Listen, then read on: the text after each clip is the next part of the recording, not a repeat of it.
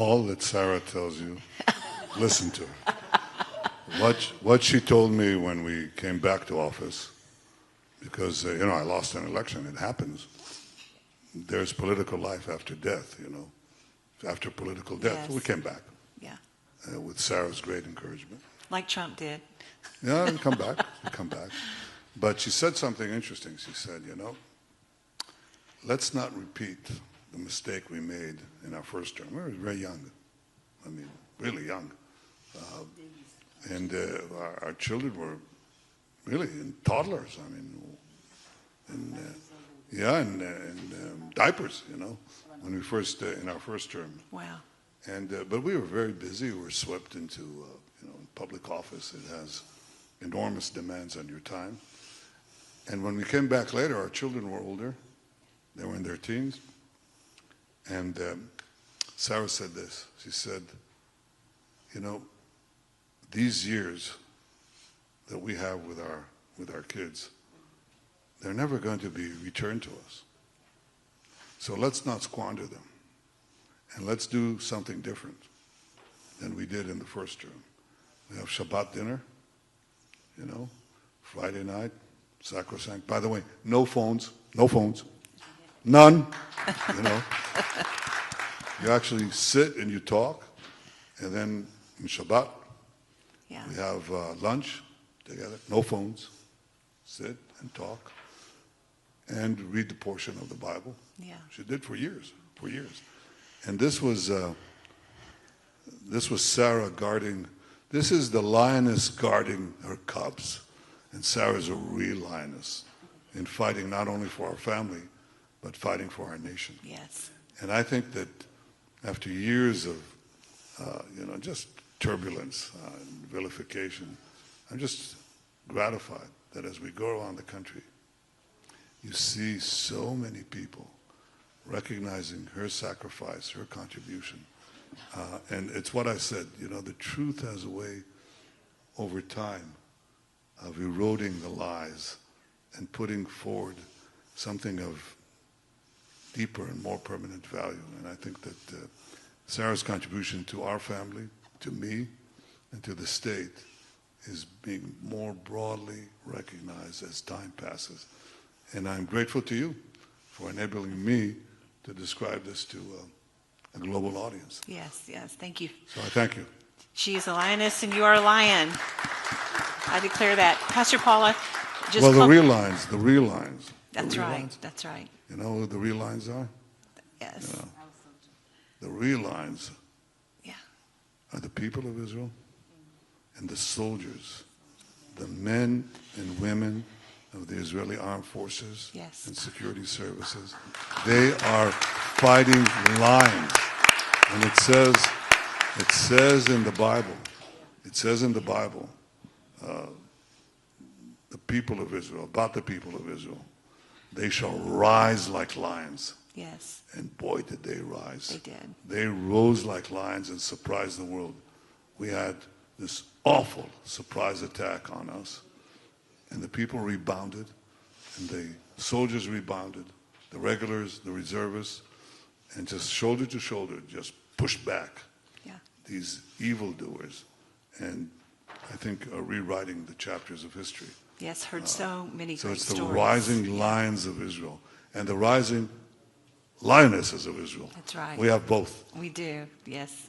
Pastor Paula, could you give just your heart and closing comments just with our audience right before we close? I'd love to, but I want to say I do believe that Prime Minister and Sara will go down in history as probably the greatest Prime Minister to serve for Israel. And I say that so sincerely. I believe that. I've been with many world leaders all over the world. And I'll say to our audience, and I say this about Sara all the time, you're beautiful inside and out.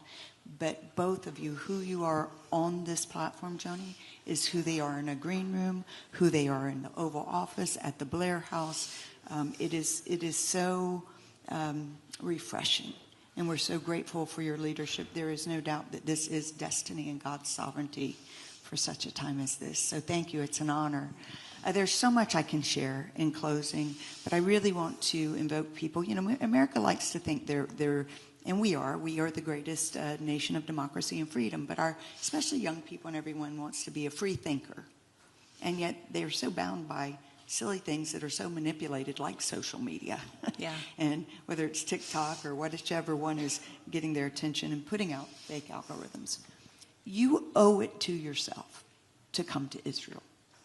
To be by yourself here, be with a group, be with friends and family, to explore the land, to meet the people, to eat the food, to go to the sites, to see the science, to see the archaeology, and then to sit, and especially I'm speaking to Christians, to sit in solitude and let God speak to you.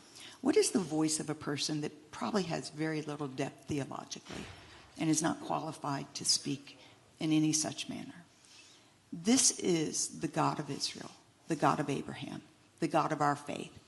And there's no way you can fully embrace your faith without fully embracing and understanding why this is so important to God. And he speaks to us. We believe that.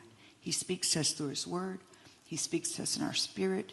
And as you come, you will not only form a new bond with God in a deeper, intimate relationship, but I promise you'll make friends. I've seen the people of Israel, and this is something I'll say, I've seen the people of Israel. I started coming in the 80s, and everyone said, don't go over. They're bombing it. It's not safe.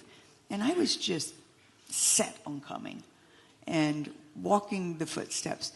There wasn't any bombs. And so people have this idea.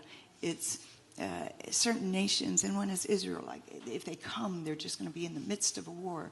They're going to be in the midst of a lot of joy and dancing and great food and wonderful service and beautiful hotels. And you'll see some of the... Israel is not only spiritually important, but it's so geopolitically important.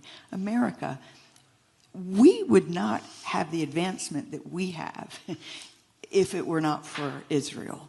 In their technology, their medical, in defense, in every area.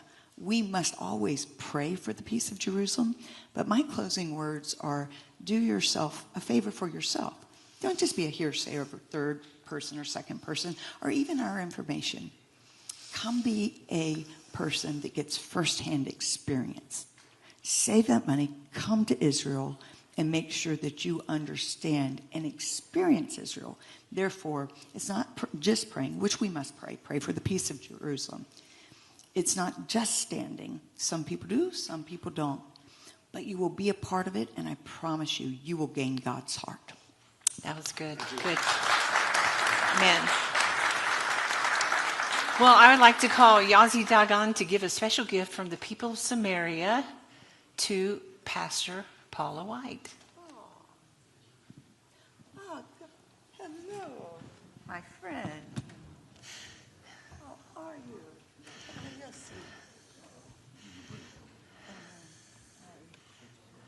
It's such an honor. Thank you.